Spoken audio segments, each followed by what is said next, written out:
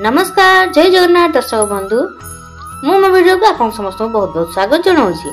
जदि आप नुआ घर करुँचे तेज ठाकुर घर पर वास्तुर नियम कौन रही आसतु से विषय आम कि जाने जहाँकि समस्त दरकार आसब केमिति करेंगे पूजा घर शुभ फल ठाकुर घर तैयारी बेले प्रत्येक हिंदू परिवार एक ठाकुर घर निर्माण में चिंता करिथांती।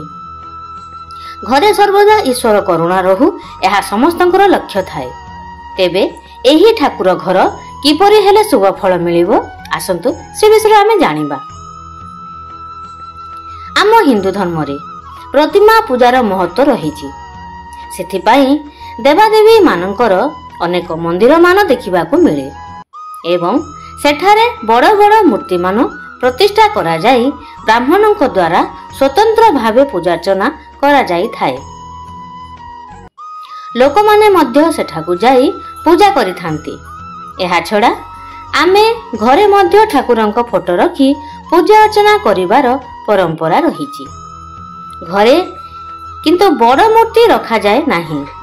वास्तुशास्त्र अनुसार घरे कौनसी धातु निर्मित मूर्ति मान रखिले ताहा छोट बा 6 इंच रु कम रहिबा भलो बोली कहा जाए। किंतु देवादेवींकर बड़ फोटो रखी पूजा करा जाई पारे। प्राय प्रत्येक हिंदू ईश्वर आराधना पाई घर तैयारी बेले एक स्वतंत्र ठाकुर घरटीए निर्माण करिथांती।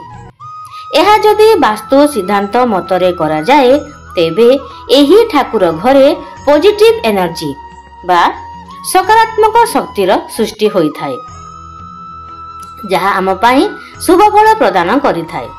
ठाकुर घर ईशान्य कोण रे करा जाए कारण एही कोणर अधिपति ग्रह हेउचंती बृहस्पति एवं बृहस्पति हेउचंती एक शुभ ग्रह।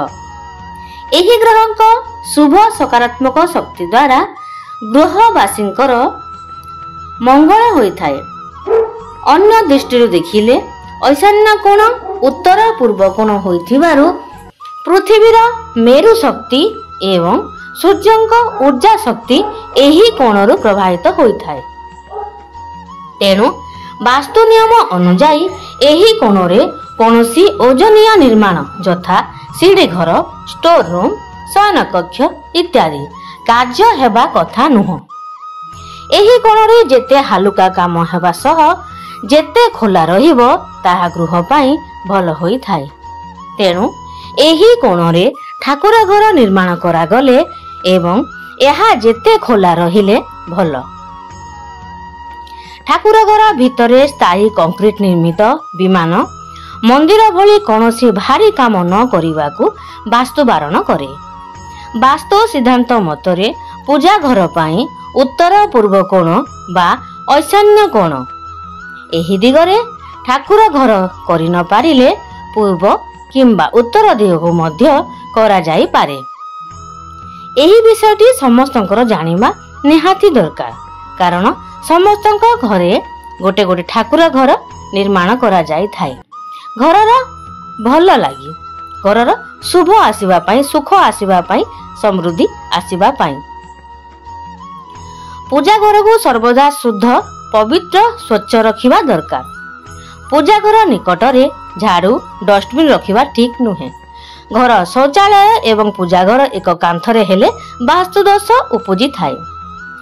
पूजा घर रंग धला किंबा हालुका हलदिया रंगर हेबा दरकार।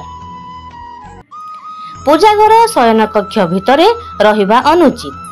पूजा कला बेले पूजक पूर्व किंबा उत्तर को मुख करी पूजा कले शुभ फल मिले। पूजा करिथिबा फोटो गुडी को 6 मासरु अधिक रखिबा अनुचित। फोटो खराब होई गले एहा को तुरंत बदलाई देबा आवश्यक नचेत एहा मनरे नकारात्मक प्रभाव पकाई थाए। पूजा पाई व्यवहार द्रव्य मान शुद्ध हेबा आवश्यक।